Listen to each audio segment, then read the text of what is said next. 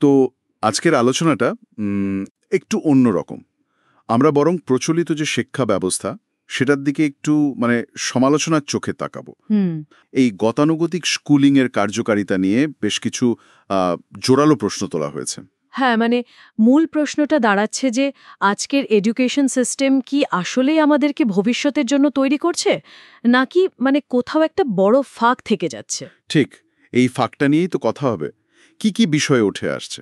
আসলে বেশ কয়েকটা দিক আছে, যেমন ধরুন প্র্যাকটিক্যাল বা হাতে কলমে শিক্ষার অভাব। আচ্ছা। তারপর পুরনো বা একঘেয়ে শিক্ষণ পদ্ধতি, সিলেবাসটা কতটা প্রাসঙ্গিক সেই প্রশ্ন উঠছে। এমনকি স্কুলের বাইরের যে সামাজিক বিতর্কগুলো সেগুলোও কিভাবে প্রভাব ফেলছে, এই সব কিছুই আমরা একটু বিস্তারিত দেখব। ইন্টারেস্টিং। শুরুতে একটা পয়েন্ট বেশ ভাবালো আমায়। হার্ভার্ড বা ওয়াটনের মতো টপ বিজনেস স্কুল থেকে যারা পাশ করছেন, হ্যাঁ, তাদের মধ্যেও নাকি প্রায়োগিক দক্ষতার অভাব দেখা যাচ্ছে। থিওরি জানছেন, কিন্তু রিয়েল লাইফে অ্যাপ্লাই করার জায়গায় একটা গ্যাপ। এটা কেন? এটার একটা সম্ভাব্য কারণ কিন্তু সোর্সটাতেই বলা আছে। অনেক সময় যে কেস স্টাডিগুলো ক্লাসে আলোচনা হয় হ্যাঁ। সেগুলো নাকি বাস্তব পরিস্থিতির থেকে বেশ আলাদা হয়। ফলে ওই ডিগ্রির সাথে আসল দক্ষতার যে যোগসূত্র সেটা ঠিক তৈরি হচ্ছে না। আচ্ছা, সংযোগটা দুর্বল হয়ে পড়ছে। একদম। এটা শুধু স্কিলের অভাব না, হয়তো সমস্যাটা আরো গভীরে। কিভাবে একজন শিক্ষার্থী সমস্যাটাকে দেখছে বা ভাবছে সেটাও পাল্টে যেতে পারে এর ফলে। এই সংযোগহীনতার ব্যাপারটা পরের পয়েন্টের সাথে যেন মিলে যাচ্ছে। শিক্ষাকে তুলনা করা হয়েছে কম্পিউটারের ডেটা বা অ্যালগোরিদম ডাউনলোডের সাথে। হ্যাঁ, শুনেছি। বেশ স্ট্রাইকিং একটা উপমা। ব্যাপারটা খুব যান্ত্রিক হয়ে যাচ্ছে। আর পড়ানোর পদ্ধতি নিয়েও বলা হয়েছে বেশ নিরস। এমনও উদাহরণ দেওয়া হয়েছে যে একজন টিচার হয়তো একই লেকচার ২০ বছর ধরে দিয়ে চলেছেন। তার নিজেরই হয়তো আর কোনো আগ্রহ নেই সেটার প্রতি। এই ডেটা ডাউনলোড উপমাটা কিন্তু বেশ ভাবার মতো।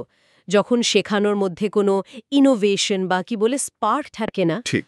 তখন স্টুডেন্টদের মনোযোগ ধরে রাখাটা খুবই কঠিন। একটা একঘেয়েমি চলে আসে, পুরো লার্নিং প্রসেসটাই বোরিং হয়ে যায়। ন্যাচারাল যে কিউরিওসিটি সেটাই হয়তো নষ্ট হয়ে যায়। আর এই আগ্রহ কমার আরেকটা বড় কারণও কিন্তু সোর্সটা বলছে। স্কুলে এমন অনেক টপিক শেখানো হচ্ছে যেগুলো পরে কোনো কাজেই লাগে না। একদম। ফলে স্টুডেন্টরা নাকি বুঝতেই পারে না কেন তারা স্কুলে আসছে বা এই নির্দিষ্ট জিনিসটা শিখে লাভটা কি। এই যে উদ্দেশ্যহীনতা, এটা তো একটা বড় সমস্যা, তাই না? অবশ্যই। যখন একজন স্টুডেন্ট বুঝতে পারে না যে সে যা শিখছে সেটার ফিউচার ভ্যালু কি বা কেন শিখছে, তখন মোটিভেশন তো কমবেই।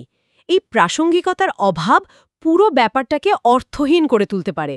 মনে হতে পারে শুধু পরীক্ষার জন্য পড়া, শেখার আনন্দটাই থাকে না। আচ্ছা, শুধু সিলেবাস বা পড়ানো স্টাইল নয়, স্কুলের ভেতরের পরিবেশও তো বাইরের ঘটনা দিয়ে প্রভাবিত হচ্ছে।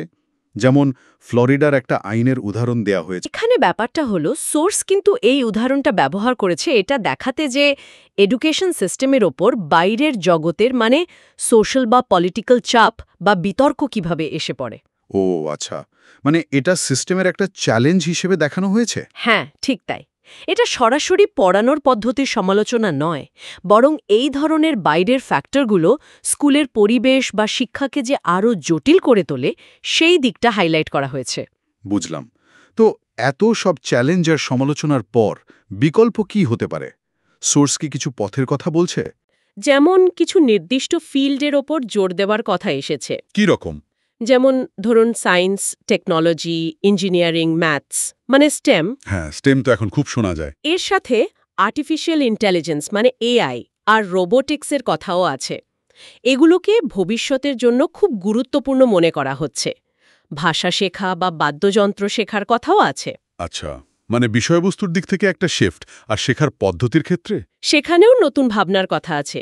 যেমন ফার্স্ট প্রিন্সিপাল থিঙ্কিং, কোনো কিছু শেখার সময় ফার্স্ট প্রিন্সিপাল, এটা ঠিক কি?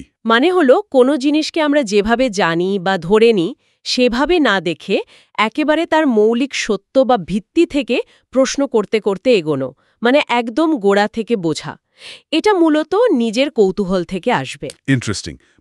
উপর না জেনে গভীরে যাওয়া। একদম। আরেকটা হলো প্রজেক্ট বেসড লার্নিং, হাতে কলমে কাজ করে শেখা। হ্যাঁ, সোর্সটা বলছে এটা হয়তো গতানুগতিক মুখস্থ নির্ভর পদ্ধতির চেয়ে ভালো।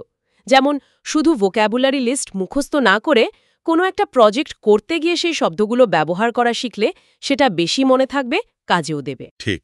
তাহলে আমরা যদি একটু গুছিয়ে বলি, পেলাম প্রচলিত শিক্ষার কিছু খামতি চোখে পড়ছে, যেমন প্র্যাকটিক্যাল স্কিলের অভাব, হ্যাঁ, পুরনো বা অনাগ্রহী শিক্ষণ পদ্ধতি, সিলেবাসের প্রাসঙ্গিকতা নিয়ে প্রশ্ন, আর বাইরের সামাজিক বা রাজনৈতিক পরিস্থিতির প্রভাব, এই সব। কিন্তু পাশাপাশি কিছু বিকল্প পথের কথাও উঠে এলো।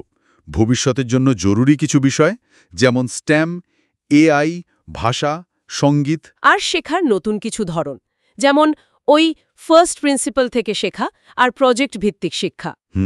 সোর্সটার মূল সুরটা যেন এটাই বলছে যে, আচ্ছা, যদি গতানুগতিক সিলেবাসের পেছনে না ছুটে আমরা শেখাটাকে তার মূল নীতি আর শিক্ষার্থীর নিজের আগ্রহ দিয়ে চালিত করতে পারতাম। ঠিক। মানে ভাবুন তো একবার, যদি এডুকেশন সিস্টেমটা শুধু কি শেখাচ্ছি সেটার বদলে সেটার পেছনের কেনটাকে বেশি গুরুত্ব দিত, আর পুরো ব্যাপারটা যদি শিক্ষার্থীর কৌতূহলকে কেন্দ্র করে গড়ে উঠত, তাহলে হয়তো শেখাটা সত্যি অন্যরকম একটা জার্নি হতো, তাই না?